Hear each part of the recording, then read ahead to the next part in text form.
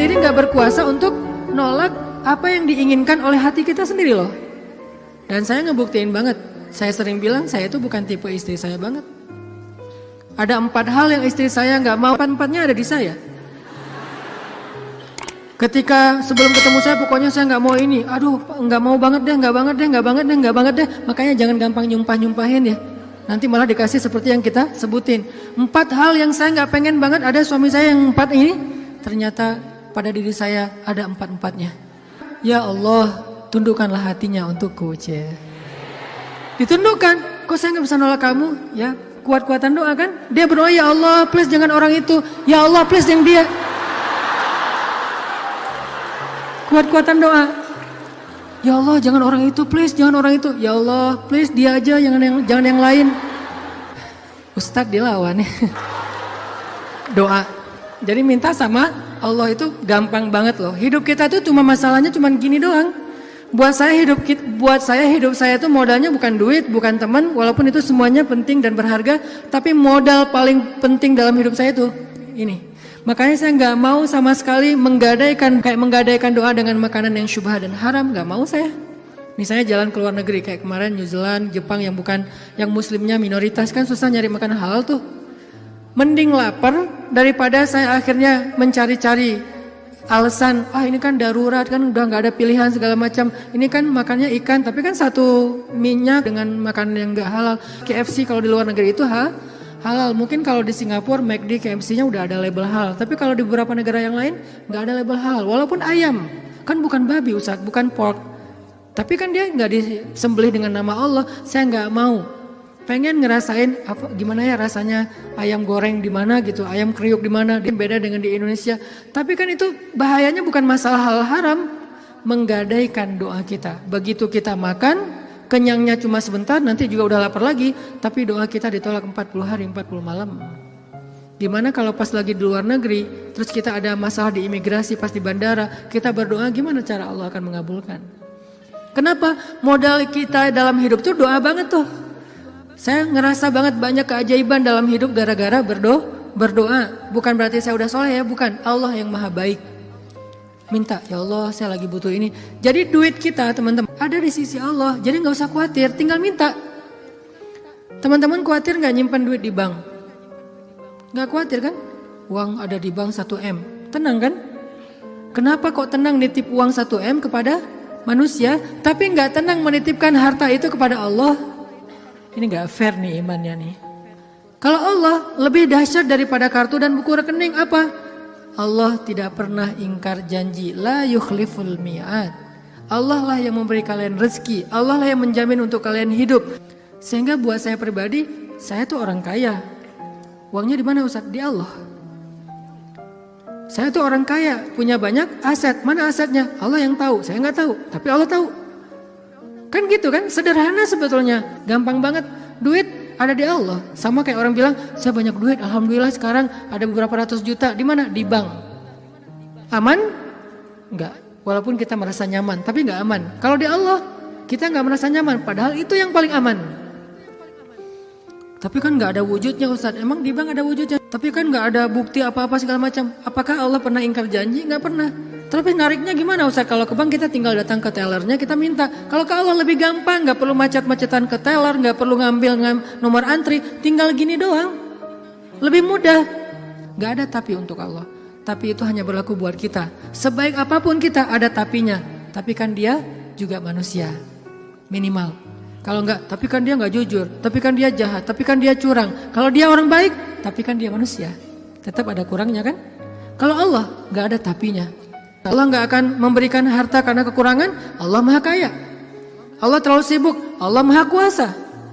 Allah gak dengar. Allah maha mendengar. Allah misalnya gak melihat. Allah maha menyaksikan. Apa sih yang kita persoalkan dari Allah? Tinggal gini doang. Tapi saya udah sering gini gak didengar sama Allah. Berarti kita gak punya kontrak. Kontrak itu udah kita batalin dengan makanan yang haram. Kontrak itu udah kita batalin dengan memutuskan silaturahim. Kontrak itu udah kita batalin dengan berburuk sangka kepada Allah. Itu kan yang membatalkan kontrak. Begitu kita berburuk sangka kepada Allah, apa sih maunya Allah nih? Ya Allah, please tolong saya dong. Tapi ngomongnya apa sih maunya? Allah batal kontraknya. Harusnya kita mengatakan, ya Allah bantu saya ya Allah. Saya yakin tidak ada sesuatu yang sia-sia dari takdirmu. Kita berbaik sangka kepada Allah, maka Allah pasti akan menunaikan janji. Wa aufu bi ahdi, ufi bi ahdikum. Tunaikan janji kalian kepada aku tunaikan janji aku kepada kalian. Modal itu doa banget teman-teman. Doa banget. Cinta, mau dapat sahabat, mau dapat pasangan, mau dapat kasih sayang orang tua, mau dapat doa dari orang-orang soleh, mau dapat rezeki yang berkah, mau dapat terutama cinta dari Allah. Caranya adalah menengadahlah ke langit, bukan ke bumi. Sujudlah di bumi, lalu memintalah ke langit. Maka Allah Subhanahu wa ta'ala akan melimpahi kita dengan rasa. Tinggal kita yakin aja sama Allah. Masalah yakin inilah yang membuat kita kadang-kadang jadi harus menunggu. Menunggu keajaiban dari Allah tergantung tingkat keraguan. Makin besar ragu kita, makin lama kita menunggu datangnya pertolongan Allah. Makin kuat keyakinan kita, makin cepat datangnya pertolongan Allah. Orangnya soleh banget, imannya pasti kuat tuh.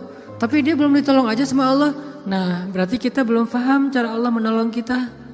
Allah nolong kita itu dengan dua cara teman-teman. Pertama, pertolongan UGD. Apa yang dilakukan Allah? Allah akan menolong hati kita terlebih dahulu. Bukan masalah kita diangkat, hatinya yang dikuatkan. Itu pertolongan Allah. Tapi diuji oleh Allah dengan sakit, dengan kemiskinan. Kok Allah gak mendengar doa dia? Enggak, Allah mendengar doa dia. Terus apa bukti pertolongan Allah? Allah gak langsung ngasih dia duit, sembuh dan segala macam. Bukan, Allah kuatkan hatinya. Sehingga kita gak habis pikir, kok dia bisa bertahan ya dengan kondisi kayak gitu. Kok dia tetap bisa bahagia ya dengan keluarganya dalam kondisi kayak gitu. Ibu di rumah teduh sahabat Iin itu, ibu ini pasien kanker apa gitu, beliau udah parah banget dan dirawat sendiri di rumah sakit, nggak ada yang jagain. Kenapa? Karena suaminya lumpuh. Kebayang nggak tuh ujian rumah tangga? Anaknya masih kecil-kecil, salah satu anaknya tuh SMA ngurus ayahnya, sementara suaminya lumpuh udah nggak bisa ngapa-ngapain. Maaf, buang air kecil air besar di tempat tidur, semuanya di tempat tidur, nggak berdaya. Istrinya kanker stadium lanjut, dirawat di rumah sakit Hasan Sadikin tapi nggak dapat kamar sehingga harus bolak-balik. Kalau bolak-balik ke rumah jauh, akhirnya tinggal di rumah teduh. Cuman yang pertanyaan istri saya agak heran, udah berapa lama suaminya lumpuh? Udah 3 tahun. Istri saya ngelihat anaknya baru 1 tahun. Loh, anaknya baru 1 tahun ya? Iya. Suaminya udah lumpuh 3 tahun. Terus gimana caranya? Maksudnya masih bisa dikasih keturunan? Yang penting jangan dibayangin aja. Gak boleh ngebayangin. Kita hanya ngebahas hikmah. Kok bisa ya? Masya Allah luar biasa ya. Allah masih tetap ngasih kebahagiaan kepada mereka. Anak bayi sebagai hiburan buat mereka. Kalau suaminya lagi kangen anaknya dibawa ke rumah. Kalau istrinya lagi kangen dibawa ke rumah sakit. Ganti-gantian, penyejuk hati mereka. Allah pengen menguatkan hati mereka dengan sakitnya lewat seorang bayi. Itu cara Allah menolong kita teman-teman sebelum diangkat masalah kita. Sehingga jangan salah paham kalau ada orang soleh miskin. Kalau ada orang soleh sakit. Kalau ada orang soleh kena musibah terus. Mungkin Allah tidak langsung menyelesaikan masalah dia, tetapi Allah lebih suka untuk menjaga hati dia. Karena dengan cara kayak gitu Allah akan terus dekat dengan dia. Kadang kalau kita diselesaikan masalahnya oleh Allah, tiba-tiba jadi jauh kan? Ya Allah tolong saya tahajud 1 juz 1 malam. Luar biasa tuh kalau lagi ada masalah. Satu masalah selesai, gak usah tahajud. Sholat aja dijamak lagi tuh tadi. Maghrib dijamak dengan isya, zuhur dijamak dengan asar, subuh dijamak dengan duha. Jadi sehari menjamak 3 kali sholat. Kenapa? Udah gak ngerasa butuh sama Allah. Allah tahu itu. Makanya ini kayaknya hambaku nih kalau aku tolong nanti jauh lagi. Sementara aku kangen. Kan tetap happy, tetap bahagia. Yang gak bahagia itu orang yang lihat. Yang justru gak tega itu yang ngelihat, yang ngerasain. Biasa-biasa aja. Saya kadang-kadang gak habis pikir dengan beberapa orang teman saya soleh banget, hidupnya tuh susah banget. Kerjaannya gak jelas, penghasilannya gak seberapa, anaknya banyak dan sering nunggak gitu di sekolah teh. Tapi saya lihat keluarganya, anak-anaknya senyum-senyum semuanya, pada hafal Al-Quran, suami istri akur segala macam. Kok mereka bisa bahagia dengan modal hidup yang cuma segitu, sementara ada keluarga lain yang modal hidupnya berlimpah tapi gak bahagia. Karena yang ini ditolong hatinya, yang itu tidak ditolong hatinya. Minta aja sama Allah, apapun masalah kita. Apalagi cuma masalah perasaan hati. Allah bolak-balikan hati sesuka Allah. Gampang banget buat Allah. Kadang-kadang Yang saya cerita, ketika kita terbesit dalam hati aja Allah wujudkan kan. Kayak ada seorang ibu di Dumai, cuman terbesit di hati gak ngomong loh. Tiba-tiba saya kepikiran pengen ke Dumai. Kenapa Ustaz? Gak tahu, pengen aja ke Dumai. Akhirnya kita ngumpulin tuh daftar yang ngundang di seluruh Indonesia. Terus kita yang nentuin mau kemana. Ke Dumai Akhirnya nentuin beli tiket ke Dumai. Walaupun sebetulnya jadwalnya tuh rush banget loh. Jadi jadwalnya tuh sangat padat. Tapi bela-belain ke Dumai. Kenapa? Allah yang menuntun hati saya, menggerakkan hati saya untuk datang ke Dumai. Begitu saya sampai di Dumai, ternyata Allah men-setting beliau yang menjemput kita di bandara. Lalu satu mobil, kata beliau, inilah batin saya sebulan yang lalu. Allah ngasih bukan cuma di sebuah taklim, satu mobil bisa curhat masalahnya. Bukan saya soleh, bukan, dianya yang solehah. Allah yang maha baik. Dan kita bisa banget. Jadi kalau orang bisa datang ke kita lewat doa, berarti jodoh juga bisa datang ke kita lewat doa. Tinggal kuat-kuatin aja doanya kayak tadi. Saya pernah satu raudhah dengan seorang calon pejabat ya. Satu raudhah, dia lagi umroh, saya juga lagi umroh. Kita satu karpet hijau tuh raudhah. Kebenaran saya tahu beliau dan gak setuju dia menjabat karena banyak mudaratnya daripada manfaat. Dan saya tahu karena mau menjabat waktu itu, dan saya tebak-tebak aja nih kayaknya doanya supaya dia dipilih nih. Dia doa di sebelah saya juga doa di sebelah dia. Saya doanya pas dengerin kayaknya khusyuk banget doanya, nangis-nangis itu.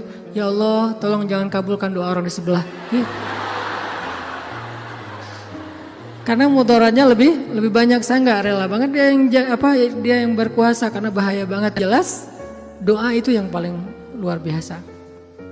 Sama kayak kita menjalani hidup, ada masalah dikit tinggal gini kan. Sama kayak kita ada asuransi, ada masalah dikit tinggal klaim. Cuman ngeklaim asuransi kan lama nih. Kita harus bayar 200.000 dulu, kita harus ada prosesnya dulu. Kalau ke Allah, kenapa kita ngeluh? Kok lama banget ya Allah, kok lama banget? Enggak, kalau kita yakin akad kita dengan Allah di sini. Makin kuat di sini, makin cepat Allah menolong kita, dan itu ajaib banget.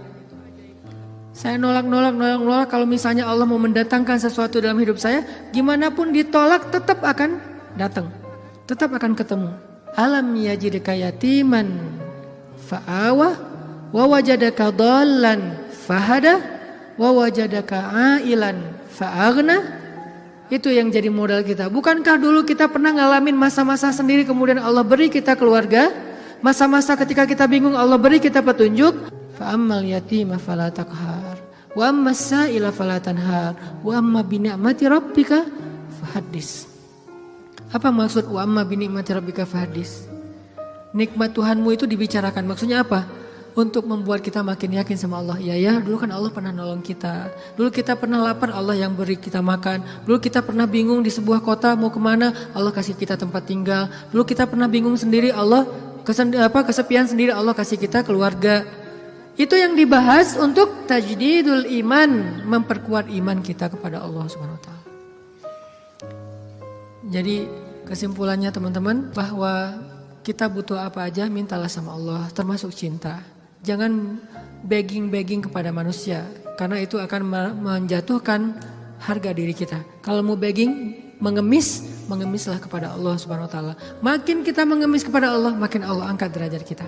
Makin mengemis makin mulia. Kalau ke manusia makin mengemis makin hina. Mudah-mudahan ini menjadi booster buat kita, bukan hanya dalam masalah pernikahan, tapi juga dalam semua masalah hidup kita. Dan la tahzan, innallaha ma'ana. Gak usah khawatir, jangan sedih, jangan putus asa. Allah itu selalu bersama kita. Kenapa kita tidak mengandalkan ini?